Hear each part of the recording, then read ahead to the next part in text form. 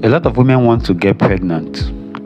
Most women go from hospital to hospital, doctor to doctor, treatment to treatment, seeking solution to infertility. But what most people don't know is that one of the major causes of infertility is pelvic inflammatory disease. In fact, pelvic inflammatory disease, which is also known as PID, is so dangerous that it not only prevents you from getting pregnant, it can actually hamper your chance of ever getting pregnant again by damaging most vital reproductive organs in your body, including your ovary, your fallopian tube, and even your uterus. This is why this is a topic that is worth mentioning today. But one of the major questions a lot of women have asked me is, can I still get pregnant if I have PID that is not treated? Is it safe for me to get pregnant? So this is the reason I am making this training video right now, to answer these questions and help you understand what are your chances of ever getting pregnant and if it's actually safe for you to try to get pregnant if you have been diagnosed with pelvic inflammatory disease. Hi, my name is Kingsley Okoro and I am a lead consultant in KD Healthcare Industries. And over the years, I've been working with a lot of patients, including women and couples who are looking for fruit of the womb, and I have helped most of them to get their results. Today they're having babies and they're happy, and most of the problems that used to cause their infertility has been treated and they're no longer experiencing it anymore. In my experience, I have seen that PID is one of the most common causes of female infertility. In fact, it goes hand in hand with another common cause, which is hormonal imbalance, which is why I've decided to make this video to help you understand how pelvic inflammatory disease can actually affect you and how it can affect your chances of ever getting pregnant, and if it's actually safe for you to ever try to get pregnant if you have been diagnosed with pelvic inflammatory disease. So in order to answer this question correctly, I'd like us to start from the basic, thereby making you understand what pelvic inflammatory disease is all about in case you're hearing it for the first time. In order for you to understand, I'd like to show you the diagram of the female reproductive organs. So you can see the ovary, you can see the uterus, you can see the cervix, you can see the fallopian tube, and also you can see the vagina. These all make up the female reproductive system, and all of these organs are anchored inside the woman's pelvic region. All right, so that's why we're saying pelvic inflammatory disease. So any disease that affects any of these organs that are found in the woman's pelvic region, that's what we call PID. All right, so that means that pelvic inflammatory disease is actually an infection of the female reproductive organ. So as you can see in this image, one side of the ovary has been affected by an infection and it has damaged that ovary, and the other side is still not affected. That is why it's looking healthy. So you can see that PID, once it comes and affects the female reproductive organs, it becomes pelvic inflammatory disease. This infection can affect any other region, not just the ovary. It can affect the fallopian tube, it can affect the uterus, it can affect the cervix, whichever part of the female reproductive organs that has been affected by an infection. That is what we call pelvic inflammatory disease. So what this means is that when a woman has vaginal infection, probably a sexually transmitted infection or even a regular bacterial infection, and if for any reason this infection climbs up to the pelvic region and begins to damage the reproductive organs of this woman, that's what we call pelvic inflammatory disease. This is actually the most common cause of infertility in women. So who is actually at the risk of having PID? It's simple. Any woman who has infection that is untreated is at risk of having pelvic inflammatory disease. This can be sexually transmitted infection like gonorrhea, syphilis, chlamydia, or any other sexually transmitted infection. Or it can also be non-sexually transmitted infection like regular bacterial infection that is contracted from use of public toilet or from use of unhygienic sanitary products or materials. So whatever things that exposes you to vaginal infection can ultimately migrate to pelvic inflammatory disease if that infection was not treated early enough at the early stage. All right, that's what pelvic inflammatory disease is all about. So here are other factors that could actually increase your risk of having pelvic inflammatory disease. If you are a woman who is under the age of 25, your risk of having PID is high. This is because research has shown that most PID patients, they start at an early age, between the ages of 19 to 25. They've already contracted it, and most of them will now start getting older without even knowing that they have PID. Why? Because most times PID does not show you symptoms at the early stages. You may think it's just a regular small infection and you take antibiotics and it subsides the symptoms and you're okay. But without knowing that this infection has actually climbed up to your pelvic region and is damaging your reproductive organs. So that is why most women never get to know until they get married and they've started looking for a baby. That's when they start going for treatment from test to test, and they end up finding out that they actually have pelvic inflammatory disease. Most of the times this infection was contracted at an earlier stage. Now, it doesn't mean that a woman who is above 25 cannot contract PID. I'm simply saying that according to research, the higher rate of PID patients are women who are under the age of 25. So another factor that can increase your chance of having PID is having sex with multiple partners. So if you're polygamous in nature, you're having sex with multiple partners as a woman, you could actually expose yourself to having sexually transmitted infection, which can ultimately lead to PID. Or if you're having sex with a partner who has multiple sex partners, this will also expose you, because you might probably be having one sex partner without knowing that your sex partner has other sex partners, and this can expose him to infections which he will ultimately come and transmit to you. And once you have this infection without knowing, you are at risk of having pelvic inflammatory disease. Having unprotected sex as well is actually a risk factor. And then another risk factor that I want to mention, which is very important, is douching. Douching is a habit or a practice that a lot of women are practicing, thinking they are doing the right thing without knowing that what they are doing is actually increasing their risk of having PID. What is douching? It's simply a process whereby a woman tries to cleanse the inside part of their vagina using probably warm water, soap, or douching fluid, because there are douching fluid that are being sold in the supermarkets or in pharmacies right now. People are buying it thinking they are using a healthy product without knowing that what they are doing is increasing their risk of having pelvic inflammatory disease. Why do I say so? It's because when you douche, what you're doing is, if there's actually an infection that is at the vaginal level, when you're douching, what you're doing is you're pushing it up to the pelvic region. So you're actually the person helping to push this infection up to the pelvic region, which will ultimately lead to PID. So douching is actually a very bad practice if you're a woman. You don't need to manually cleanse your vagina, because naturally, the way God made you, the vagina is self-cleansing. So it has this natural flora that cleanses it naturally. It doesn't need your interference. So you interfering with this natural process by trying to cleanse the vagina by yourself, what you're doing is you're actually killing the natural flora and the natural good bacteria that is supposed to fight off infection, and you're exposing yourself to the bad bacteria that will now cause infection, which could ultimately lead to pelvic inflammatory disease. So abstain from douching is a very bad practice. And then having a history of PID is also another risk factor that can increase your risk of having pelvic inflammatory disease. What this means is that if you have a family member who have had PID before, there's a chance that you may also have PID. And then finally, using the wrong sanitary product is also another risk factor.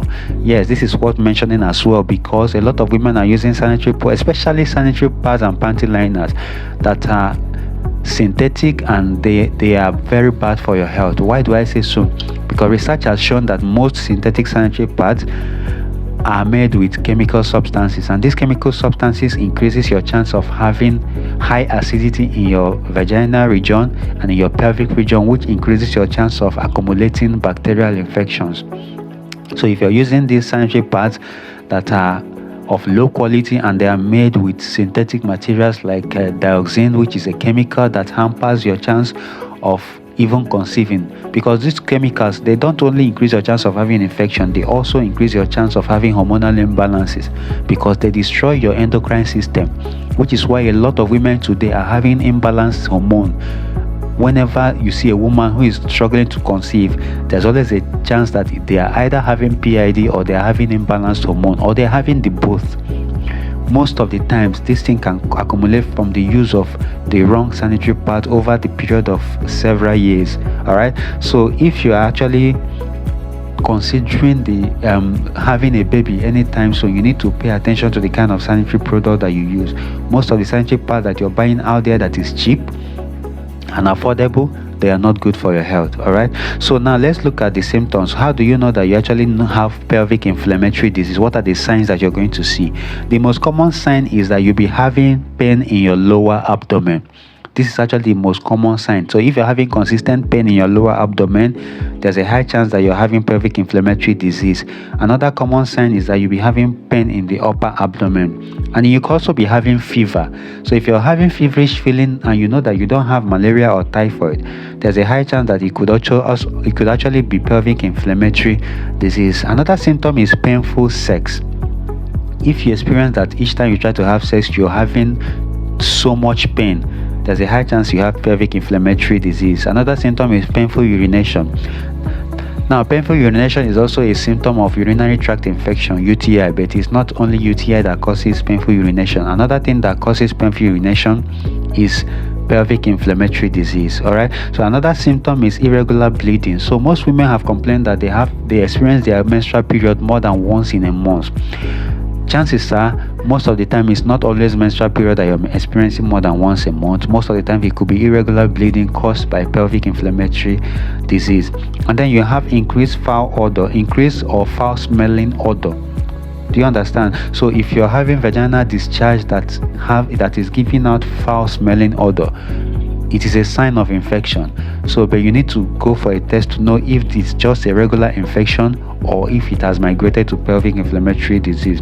And then tiredness is another symptom of PID. If you're a woman that you're always feeling tired, there's a high chance that you have pelvic inflammatory disease. If you're seeing any of these symptoms, you need to go checked out to know whether you have PID so that you know what to do immediately.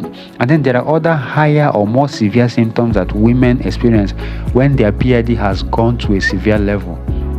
Some of this is a sharp pain in the abdomen. So you could be having a very sharp pain in your abdomen. This is a symptom of a higher severe level of PID. You could be experiencing the urge to vomit every now and then. So if you're vomiting frequently, it could be a sign of pelvic inflammatory disease. And then some people will begin to faint more often. So fainting can actually be a symptom of pelvic inflammatory disease. And then you could also be having a high fever. So high fever is different from the minor fever that I mentioned earlier. This one is a high level of fever. You're not having malaria or typhoid, but the fever level is so high. This is a symptom of pelvic inflammatory disease, or it can be a symptom of pelvic inflammatory disease. So this is what you need to do. Once you experience that you're having any of these severe symptoms, you need to get medical help immediately. Why did I say so? Because it could actually indicate that your infection has spread to your bloodstream. And once this infection spreads to your bloodstream, it has become a life-threatening condition. When you hear some people that some people have blood infection, it's a very life-threatening condition. Why? Because your blood is always moving. So it is the blood that transmits or that transports most of the nutrients, energy, oxygen to every cells and organs of your body. So when infection has entered your bloodstream, it means that blood is also going to be transporting that infection to every cells and organs in your body. So imagine having infection being transported to all the vital organs in your body, including your heart, your brain, your eyes, your kidney, your liver. That is what makes it life-threatening. At that stage, the person could end up dying. All right, so those are the things that you need to do. Get medical help immediately you begin to experience any of these severe symptoms. So how do you actually prevent PID? The truth is that you may not always be able to prevent pelvic inflammatory disease, but there are some things you can do to lower your risk of having pelvic inflammatory disease. And the most important thing you need to do is to practice safe sex. All right, unprotected sex is very risky. It is not only risky for having unwanted pregnancy, it can expose you to a lot of infection, and pelvic inflammatory disease is one of those problems that you could have through unprotected sex. Get tested for STI often. So if you have experienced that you've been having unprotected sex for a while, you need to get tested for sexually transmitted infection often, at least 2 times or 3 times in a year. Okay, don't say I'm not seeing any symptom. Most of the times you could have PID and you don't see the symptoms yet. That is, if the infection is still at the minor level, you may not know that is there because it's not showing you symptoms. But if you don't get tested, you will not know, and before you know it, it will start damaging your organs, your reproductive organs, and it will start becoming a more severe condition.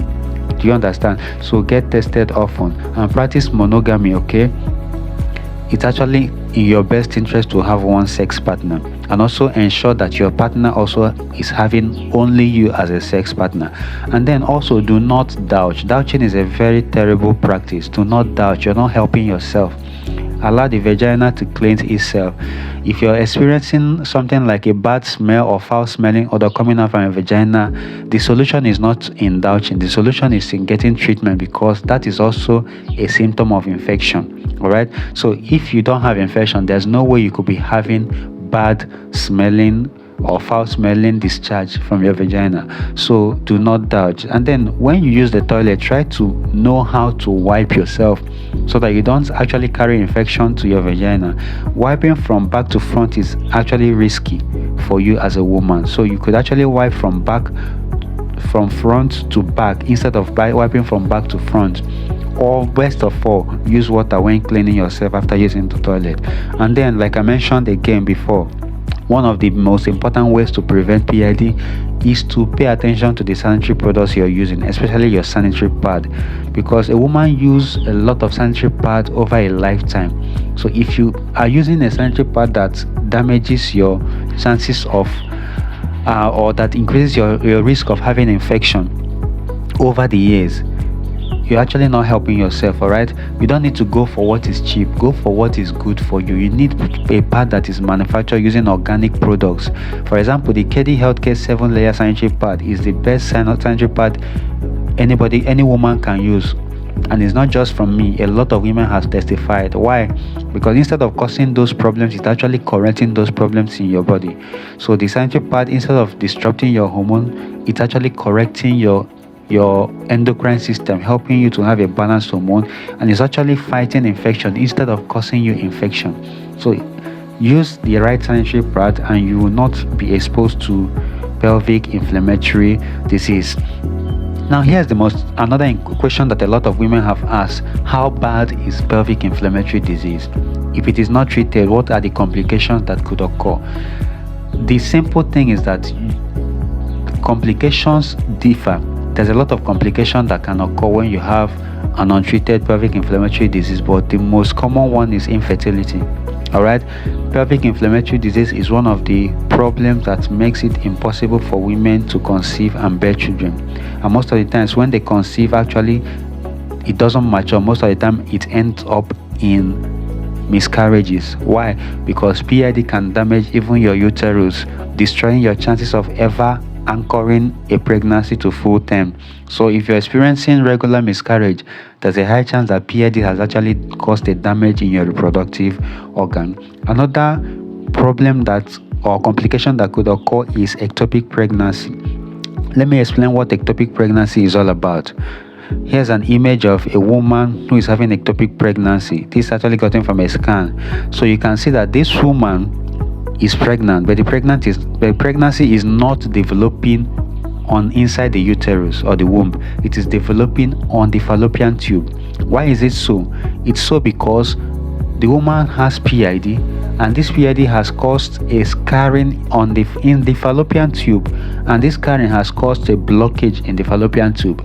You know that when the ovary releases an egg, it needs to pass through the fallopian tube, and then the egg gets fertilized on the fallopian tube. After it gets fertilized, the egg needs to travel down through the fallopian tube inside the uterus, where it will now anchor and the pregnancy will begin to mature there. But when the fallopian tube has been blocked, first of all, it makes it difficult for the sperm to fertilize the egg. Why? Because the sperm may not be able to pass through the blockage to go and fertilize the egg. And then if on other occasions where the sperm was able to sneak its way through the blockage to fertilize the egg, once that egg is fertilized, it may not be able to pass through that same blockage to go to the womb. Why? Because the blockage is preventing it. And once the egg is fertilized, it will start developing into pregnancy, whether it is in the womb or still on the fallopian tube. So this is why it is very, very risky for a woman who is actually having PID untreated PID to be trying to get pregnant, because you could actually have ectopic pregnancy. And this ectopic pregnancy you're seeing right now is a life-threatening condition. Very few women survive this, and those of them that survived it are those that their own was diagnosed early and a surgery was carried out to remove this pregnancy. That's how they survive. But very few women actually survive this. A lot of women end up dying once they have ectopic pregnancy. Another thing I need to mention is that once the surgery has been operated to remove ectopic pregnancy, you already know that this particular fallopian tube is damaged. It cannot be used anymore. So that leaves you with only one fallopian tube. So that is how ectopic pregnancy works, and that is how bad pelvic inflammatory disease can be. So ectopic pregnancy makes it a terrible situation, all right? And then you could also be having chronic pelvic pain, regular chronic pelvic pain because of the scarring on your fallopian tube, all right? So here's what you need to note. Infection can spread to your bloodstream, which will now makes that infection to be transmitted to other parts of your body, especially your vital organs. This can lead to a lot of terminal diseases to a woman. All right, now your chances of getting pregnant is lower if you have had PID more than once. So if you have had PID and you go to hospital, a treatment was carried on, and then the PID disappeared for a while, and then after a while you start having PID again. What that means is that the treatment you did not actually cure the PID, it only suppressed the symptoms, but the infection is still in your pelvic region and is still causing the damages silently. This is why your chance of getting pregnant becomes even lower. All right, now even having just a little scar tissue can keep you from getting pregnant without fertility treatment. So if you had a little scar tissue on the fallopian tube, most especially, it can keep you from getting pregnant, just as I have explained when I was explaining ectopic pregnancy. Now ectopic pregnancy are 6 times more common in women who have had PID than in women who have not had PID before. So that means that PID is actually the most common factor that causes ectopic pregnancy. Although some case of fibroid can cause ectopic pregnancy if the fibroid is scattered all over your pelvic region and it actually developed in your fallopian tube. When fibroid has developed in your fallopian tube, it can block the fallopian tube, but that is actually a rare occasion. It happens rarely. The only thing that causes ectopic pregnancy most common is pelvic inflammatory disease. Now let's go to the big question. Is PID really curable? This is the big question that every woman is asking now. Is it really curable? Now, medically speaking, there are 3 treatment options that any doctor, any hospital can recommend for you. And each of these options is determined by the level of your condition. So if your level is at a basic condition, the minor condition, the doctor can choose the option 1, which is usually where the treatment starts, which is the prescription of antibiotic drugs for you to start taking. When you start taking these drugs, you might start feeling relieved. You might start experiencing a level of relief in your condition, and this might actually improve your condition. But if after taking these drugs and the PID is not treated, because most of the cases these drugs are unable to cure PID. So if after taking these drugs and the PID is not treated, like I mentioned before, some women can take this treatment and then it subsides, and then they feel like they're okay, and then they go about their regular duty. But then after a while, maybe after a few months or a year, they experience this infection or this PID coming back again. So what happens is that infection was not actually cured in that first time. What those drugs did was that they subsided or they subdued the symptoms. So you felt you were okay, but the symptoms were just suppressed, but the infection was still there in your pelvic region, causing damages silently to your reproductive organs. And when these damages has been done, probably to your fallopian tube or to your ovary or to your uterus, what happens is that the doctor will now recommend a surgery or a series of surgeries.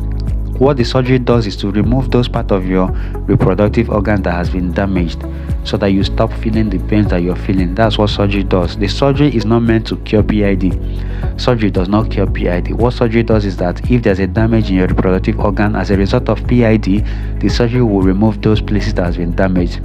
And as you already know, this is not a solution, all right? And then at the end of the day, when none of this treatment procedure worked or to help you get pregnant, that's why you see your doctor now recommending an artificial means of getting pregnant, which can include IVF. IVF simply means in vitro fertilization. It's a process where your doctor will remove an egg from your ovary or remove some eggs from your ovary and then take your partner's sperm and artificially fertilize those eggs. After the eggs have been fertilized, if there's any one of them that fertilizes successfully, they will now artificially directly implant that egg in your uterus. Okay, so that's what IVF is all about. So generally speaking, what you need to know is that most of the medical treatment for pelvic inflammatory disease that are available in hospitals will not give you permanent cure. All right, those drugs and surgeries that is recommended for you is not for permanent cure, and the worst of it all is that they can come with side effects that can damage your reproductive organ. And then when you have IVF as your only option that is left, you need to know that IVF is not something that is always affordable for most people. It can be a very expensive procedure, and apart from that, most people may even have to try several times before they get results. I've had a testimony from a woman who said that she had to try IVF up to 6 times before she got pregnant and carried the baby successfully and gave birth. In fact, my own pastor in my church with his wife, they had to try IVF up to 6 times, and then it was on the 7th time that they got a successful pregnancy and delivered. And thankfully, they actually delivered 4 children at a time. That was a miracle. It was a very big testimony, I'm telling you. So the thing is that IVF is not always successful. You may have to try and fail, and each of these attempts cost millions, which is why it's only people that has the means that can do it. But amidst all of these things, there is a good news, and the good news is that PID can be treated, and you could actually have babies if this PID has not damaged all your reproductive organs. You could actually have babies. All you need is the right treatment. And when I'm talking about the right treatment, I'm talking about an alternative medicine that is not the same with the synthetic drugs you have been taking. All right. An example is the KD Healthcare traditional Chinese medicine. This is actually the better option for you. Why do I believe that KD Healthcare medications are the better option for you? There are 4 reasons I'll mention. One is that it is 100% natural.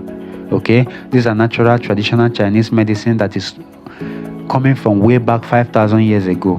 All right, so they are natural, they are safe, they don't have any side effect. Number 2 is that they work by eliminating the root cause of the disease from the root cause.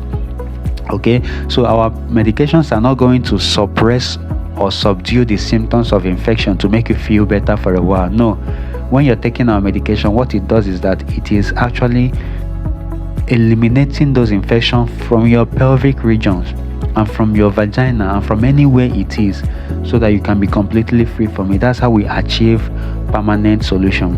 And then number 3 is that we don't only cure you of infection, the medications will also help to repair most of the damages that are done to your reproductive organs, so that you can get your chance of getting pregnant again without any complication. All right, and then number 4 is that our medication will also dispel toxins that has accumulated in your body system, including other infections that may have also accumulated in your body system.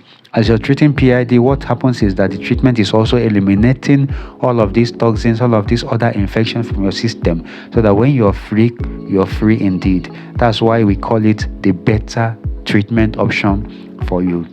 All right, so in using KD products, it depends on 2 things: the experience of the person who is administering the medications, and also your ability to follow simple instruction. That is how you get a good result using KD Healthcare traditional Chinese medicines. All right, so which is why for you to get results, personally, when I'm treating a woman who has PID, I follow 3 simple procedures. Number 1 is to detoxify your body system of toxins that has accumulated, because the truth is that over the years, through the food you eat and the things you drink, you have accumulated a lot of toxins in your body system. And it's not just that, the drugs that you've been taking over the years, they are accumulating a lot of toxins in your body system. These toxins makes your body too acidic, which makes it prone to having infections and diseases.